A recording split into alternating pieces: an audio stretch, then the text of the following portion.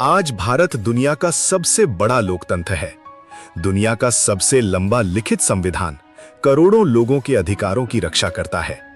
लेकिन क्या आप जानते हैं, इस महान संविधान को लिखने वाला इंसान बचपन में कितनी मुश्किलों से गुजरा था। एक ऐसा बच्चा जिसे स्कूल में कई बार अलग बैठना पड़ता था, जिसे पढ़ने के लिए संघर्ष करना पड़ा, लेकिन उसने हार नहीं मानी और वही बच्चा आगे चलकर बना भारत रत्न डॉक्टर भीमराव रामजी अंबेडकर। ये कहानी है एक महान विद्वान, समाज सुधारक और भारत के संविधान के शिल्पकार की। 14 अप्रैल 1891 माओ, मध्य प्रदेश, भीमराव रामजी अंबेडकर का जन्म हुआ। उनके पिता Ramji Maloji Sakpal British Indian army में काम करते थे। परिवार शिक्षा को बहुत महत्व देता था।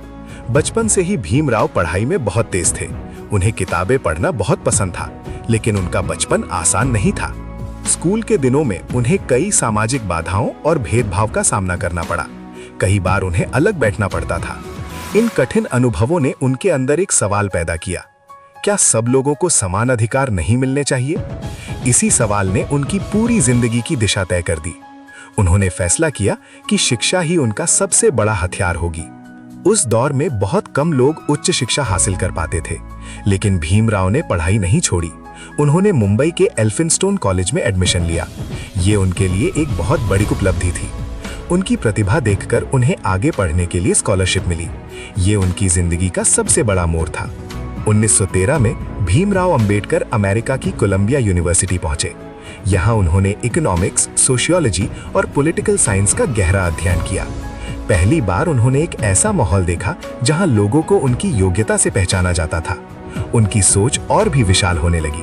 उन्होंने समाज, कानून और लोकतंत्र को गहराई से समझा। अमेरिका के बाद उन्होंने लंदन में भी अपनी पढ़ाई जारी रखी। लंदन स्कूल ऑफ इकोनॉमिक्स और ग्रेज इन में उन्होंने इकोनॉमिक्स और लॉ की पढ़ाई की। उन्होंने कई डिग्री हासिल की। उस समय वो भारत के सबसे अधिक शिक्षित व्यक्तियों में से एक बन चुके थे। लेकिन उनका सपना सिर्फ डिग्री लेना नहीं था, उनका सपना था भारत को बेहतर बनाना। विदेश से लौटने के बाद उन्होंने समाज सुधार के लिए काम शुरू किया। उनका मानना था कि शिक्षा और अधिकार ही समाज को आगे बढ़ा सकते हैं। उन्होंने लोगों को पढ़ने और अपने अधिकारों के प्रति जागरूक होने के लिए प्रेरित किया। धीरे धीरे उनकी पहचान एक महान विचारक और नेता के रूप में होने लगी। 1940 के दशक में भारत आजादी की ओर बढ़ रहा था। देश का भविष्य तय किया जा रहा था। इस दौरान डॉक्टर अंबेडकर के विचार और उनकी विद्वता को पूरे देश ने पहचाना। उनकी कानून और अर्थशास्त्र पर पकड़ बहुत मजबूत थी। इसी वजह से उन्हें देश के भविष्य की रचना में महत्वपूर्ण जिम्मेदारी दी गई। 29 अगस्त 1947 डॉक्टर BR अंबेडकर को कॉन्स्टिट्यूशन ड्राफ्टिंग कमेटी का चेयरमैन बनाया गया। ये जिम्मेदारी बहुत बड़ी थी। उन्होंने दिन रात मेहनत की, दुनिया के कई संविधानों का अध्ययन किया। हर नागरिक के अधिकारों और देश के भविष्य को ध्यान में रखकर भारत का संविधान तैयार किया। 26 नवंबर 1949 भारत का संविधान अपनाया गया। ये सिर्फ एक कानूनी दस्तावेज नहीं था, ये एक नए भारत का सपना था। एक ऐसा भारत जहां सभी नागरिकों को न्याय, स्वतंत्रता और अवसर मिल सके। आज भी भारत का संविधान दुनिया के सबसे महत्वपूर्ण लोकतांत्रिक दस्तावेजों में से एक माना जाता है। डॉक्टर अंबेडकर ने महिलाओं के अधिकारों और शिक्षा पर भी बहुत जोर दिया। उनका मानना था कि किसी भी देश की प्रगति तभी संभव है जब समाज के हर वर्ग को आगे बढ़ने का मौका मिले। उन्होंने अपनी पूरी जिंदगी सामाजिक न्याय और समानता के लिए समर्पित कर दी।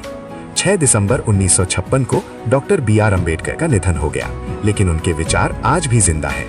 1990 में उन्हें भारत रत्न से सम्मानित किया गया। आज उन्हें भारत के महान राष्ट्र निर्माताओं में गिना जाता है।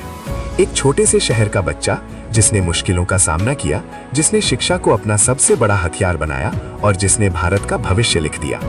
ये सिर्फ एक व्यक्ति की कहानी नहीं, ये हिम्मत, शिक्षा और दृढ़ संकल्प की कहानी है।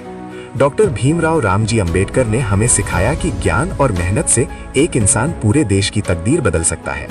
Doctor BR Ambedkar, the architect of the Indian constitution. ऐसे ही वीडियो देखने के लिए चैनल को सब्सक्राइब कीजिए। धन्यवाद।